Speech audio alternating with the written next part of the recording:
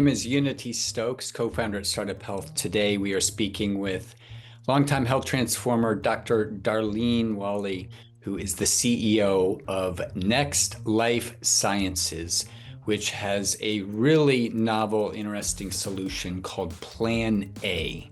This is the first male birth control solution that is non-hormonal, long-lasting, and reversible on demand.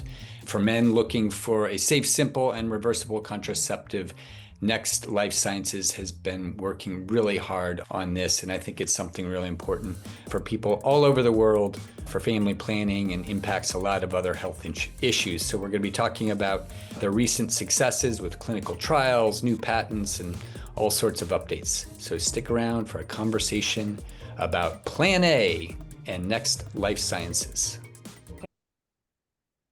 Hi, Darlene. Welcome. How are you? Very good. Thank you, Unity. So happy to be here with you. I am so excited to get a full update on Next Life Sciences and Plan A and everything that you've been doing. It's been a lot of momentum on your end, a lot of exciting developments. But why don't we start at the beginning? If you could share a little bit about Next Life Sciences and what Plan A is, that'll start framing the conversation, I think, in a very important way, because the mission that you're on, I think, is really extraordinary and very, very meaningful. How do you describe the vision and mission that you all are on? Yeah, the simple answer is Next Life Sciences is a reproductive health platform. It's very surprising that reproductive health has had very little innovation, very little investment in the last 50 years. Plan A is our flagship product that we're very proud of and looking forward to getting it in the market as soon as possible. So Plan A is a long-lasting, non-hormonal, reversible on-demand male contraceptive.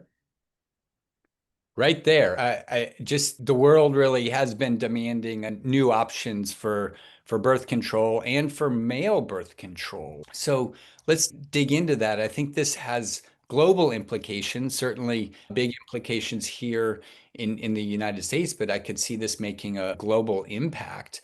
Talk a little bit about the origin story. How long has this been in development, and take us back to the beginning? Yeah, and just a few statistics to build on what you said, Unity. First of all, 50% of pregnancies in our advanced country are unplanned. That is just a phenomenal number. And that is also true globally. So we have such a high rate of unplanned pregnancy, and that number was published by the WHO. It's used frequently. And a more important number is a recent Gates Foundation survey of men 18 to 49. Over 80% of those men are looking for a male contraceptive other than the current options, which are condoms and vasectomies, two pretty polar solutions. So that's the premise of why Next Life Sciences is so excited and focused on getting Plan A into the marketplace. There was some research in India, to answer your question, over 30 years ago. Professor Guha started studying different materials that could block sperm in a vas deferens of a man. Unfortunately, he did not understand the mechanism correctly, and that product was never commercialized. The Parsimas Foundation from the Bay Area took over that research around 2001. So they did a lot of preclinical work, a lot of foundational work, and then we licensed a technology about 3 years ago from the Parsimas Foundation. So we have a worldwide global license for the technology. We've since been granted patents on our delivery device. The one thing that's important about any product that's in our category, it's called a vas occlusive, vas being vas deferens, which carries sperm in the man's body, and occlusive, we're forming an occlusion. And that's the mechanism of how our product works. So is this considered a medical device then? Absolutely. It is a medical device. Our proprietary polymer solution gets inserted into the man's vas deferens and forms a filter. So that filter blocks sperm, but it allows fluid to go through. So it operates by size exclusion. Sperm are just too large. Anything below 1 micron, fluid, cell debris, etc., can go through it. So that's an important aspect. The vas deferens is extremely small. The inside of it is even smaller. We're talking millimeters, 1 to 2 millimeters. And we have a device that's been patented that we've developed that allows a doctor to confidently and safely place our hydrogel precursor into the vas deferens without damaging the vas deferens. Because it's very important, first of all, for our product to be effective, to be in the right location. And secondly, that's a very, very tiny tube that we don't want to damage, because we're able to reverse that process very easily by adding a small amount of sodium bicarbonate solution, and the hydrogel just collapses into a water-like solution. So it's really important that the integrity of the vas deferens is maintained throughout the process, because we think men are excited about birth control. They may choose a baby 1 month after having plan A, maybe 3 years later, maybe 10 years later or more. But we want them to be able to have the process reversed so they could become fertile and have children when they want to. Yeah, it seems like this has huge implications on family planning as well as just health in general. It could impact your partner's health, your wife's health, whatever situation you're in I think significant ways as well. So you mentioned you've gotten some patents. I know you've also had success with clinical trials as well. Can you share a Yes. little bit about that? Yes, we've run clinical trials so far in Australia and Canada, and that was on our delivery device. 100% success in doctors, both relatively new doctors, all the way through urologists who had maybe 40,000 vasectomies under their belt already. So our delivery device was proven to have the 100% accuracy, which we are looking for. We're now starting clinical trials with our occlusion device. Vasogel is the name of it. So those will start this year, and then our next stage will be pivotal trial for FDA submission. So we've met with the FDA, they've approved our plan, and we're in constant communication with them. Do they give any indication at this stage in terms of timing? I'm sure lots of people are going to listen to this and they're going to immediately want to know, when can we get access to this? Is there a sense of timing? I know the process is usually long in these situations. What's your sense at this point? Yeah, no, great question. As you rightly pointed out, we're a medical device. So our clinical trials are smaller. The length of time is smaller than developing a new drug, for example. So we are hopeful that in 2027 that we will have all the clinical trials completed to make our FDA submission. Oh, that's amazing. And I know one of the strengths you all have really focused on is you built an extraordinary team of experts, different leaders that are involved in this. Can you share a little bit about your philosophy there, some of the people maybe you've organized around this mission? Yeah, no, we have an incredible management team. All of us have over 30 years experience. We have experience in commercialization, in men's health, in medical devices. So we have some of the leaders who have had very successful exits in companies, including myself. Then we have an advisory board. They are the key opinion leaders in men's health from Stanford, from Canada, from practitioners who are considered the godfathers of urology. We also have the founder of the Parsimus Foundation, who did all that groundbreaking work back in the early 2000s. And then we have Peter Hutt, recently added. He was at the FDA during very productive years in the 70s and has really followed me to almost every company I've been a part of. So I'm really pleased to have him to give us the regulatory perspective that really helps us. But as you said, Plan A is a global product, and unplanned pregnancies, as you mentioned, have physical consequences, mental consequences, and it's directly linked to poverty, generational poverty. So this is something that's really going to make a huge difference on society. If you think back to the film clips we see in the 60s of the pill, women in the streets rejoicing, etc. I can't wait to see what men do when we release Plan A. Yeah, I mean, it's surprising really that it's taken this long. So just kudos to you all for focusing on this and this important topic. What do you think the demand will be like? What's your sense of, first of all, do you expect that it comes to market here in the US, then globally, or certain markets before others? What's kind of your strategy there? And what's your sense of the demand for this must be off the charts. People just already asking for it. When's it going to be on market? Yeah, absolutely. We have over 50,000 men who have come into our website already because they want to get Plan A as soon as it's available. They would like to be in clinical trials as well, if possible. So there's great demand. And I think your point is well taken that most medical innovations take a long time. The work on Ozempic, for example, Novo Nordisk started over 30 years ago and then finally came to fruition very recently. And I think it's a confluence of our technology today is much advanced over when it was first researched, when Plan A was first researched in India. And socially, men want to be, as you said, they want to be involved in family planning in a way that they weren't as interested in maybe 20, 30 years ago. People assumed that women had birth control under control. There were no side effects. It was just very pleasant. We now know that over 20% of women can't tolerate hormonal birth control. We know that men are struggling looking at their partner and feeling helpless. They can't help this person they love who is having mental issues, physical issues from birth control that they can't tolerate. So I think men are very much more interested in being a true partner and being a participant in family planning. And then there's a group of men who also want reproductive autonomy. They, as we know in this country, and I hear it in Europe and Asia, couples are waiting longer to have children. So Plan A fits that scenario perfectly. We allow couples not to have children when they're not ready, but to wait until they're ready, both financially, career-wise, et cetera.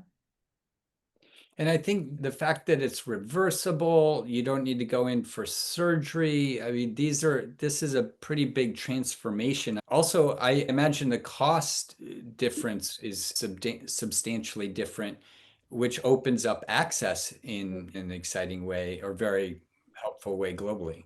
Absolutely, absolutely. And the thing that you touched on is that because it's so accessible, because it's such a simple procedure, literally it takes 5 minutes on each side because there are two vas deferens in men.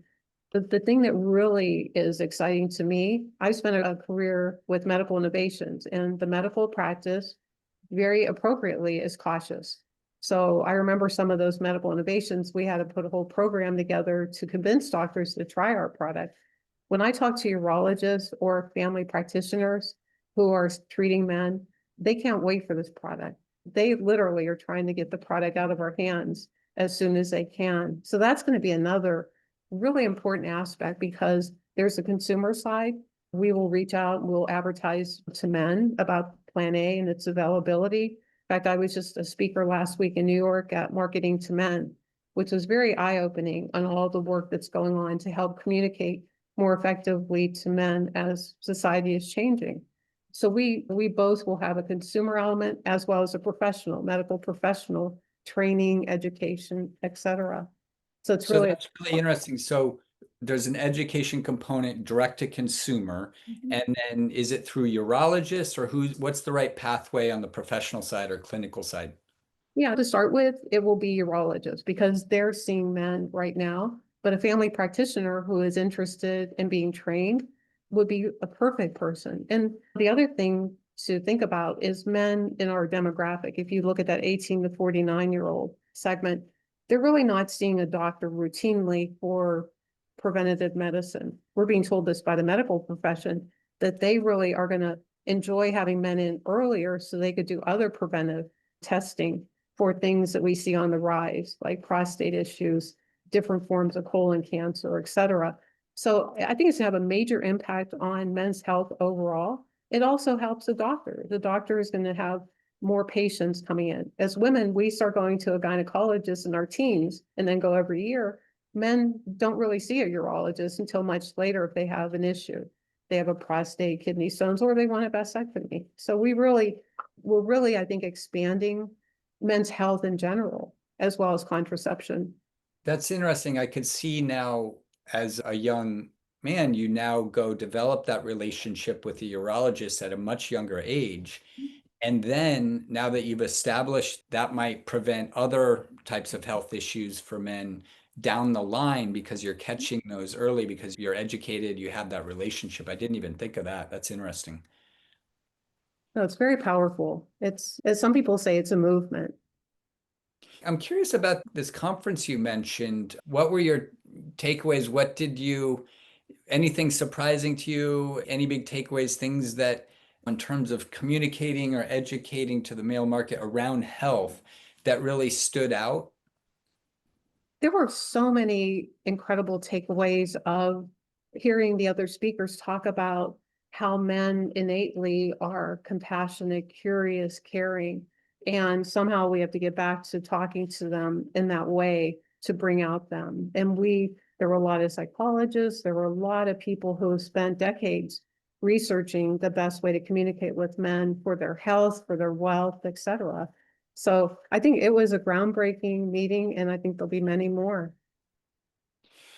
And you have such a track record yourself on building big things. What are your biggest lessons learned so far leading Next Life Sciences and the work you're doing with Plan A? You know, a lot of, as you said, my history in developing products and having successful exits, which, is important for investors. And we truly appreciate investors. They're really the lifeblood of the work we do. We couldn't do what we're doing without our wonderful investors. You were part of that. So I think probably the most compelling difference I've seen in this company, as I pointed out earlier, was the medical community adoption. That's something that, as I said, it typically is going to take a period of time for adoption. Plan A is something that the door is open for us immediately. That's great. And we're so proud to be investors and supporters of what you're bringing to market here. Are you currently fundraising? Are you always fundraising? Maybe a lot of investors are going to hear this. I guess my larger question would be, wave a magic wand. Who do you want to connect out with? Who do you want to be reaching out to you and learning more about Plan A? Who do you want to be in touch with? No, thank you, Unity. That's, as you probably hear from other CEOs, we're always fundraising. We're always building and fundraising. It's just part of our DNA. We've been very fortunate to have raised in our seed rounds over $15 million. We now have Series A underway. That's a $20 million round, and that will get us through all the clinical trials for Plan A. As a medical device, we don't need thousands of people. We just need a couple hundred. So I would love to have anyone who's interested in investing in our Series A to contact me. We would love to have them on board. And the website is planaformen.com. Correct. I know there's your Next Life Sciences parent company, but the Right. product Plan A we're talking about, is that the best place to send people? That's the best place. Or feel free to reach out to me on LinkedIn. And excellent. Where do you take us into the future? What do you think the impact is? There's now more options. Plan A is in the market. What's the vision? What do you see the impact being? Yeah, one of the things that our founder says, and it resonates with me, is in the future, people are going to look back at us and say, how could you have let 50% of your pregnancies be unplanned? And your solution was just adding more hormones to women who already couldn't tolerate it. What was wrong with you guys? So I think that's really is very telling of the future is going to be so different. I don't think we can imagine what it's going to be like to have a male contraceptive, several of them, in fact, because there are others in development on the market in the next 5 years. So 10 years from now, we may not even think that women should be involved in contraception. The tide may change, just like the other speaker in my panel last week was talking about men welcoming women into the wealth discussion. And I said, that's really ironic because now women are welcoming men into the contraceptive conversation.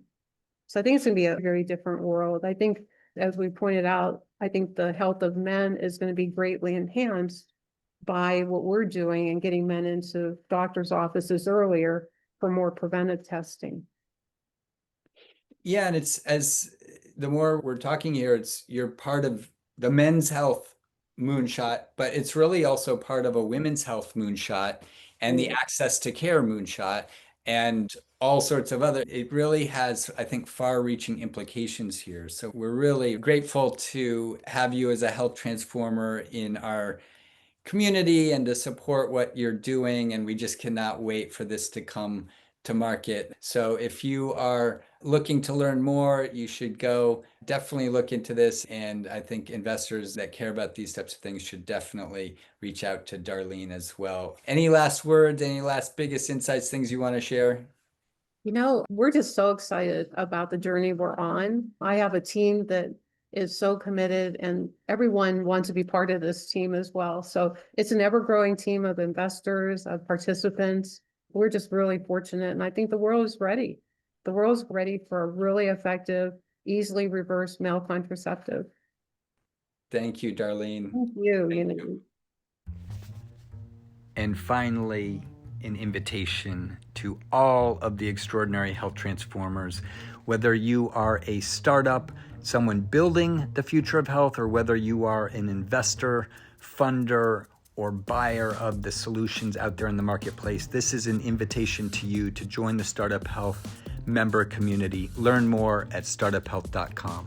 Look forward to hopefully seeing you soon.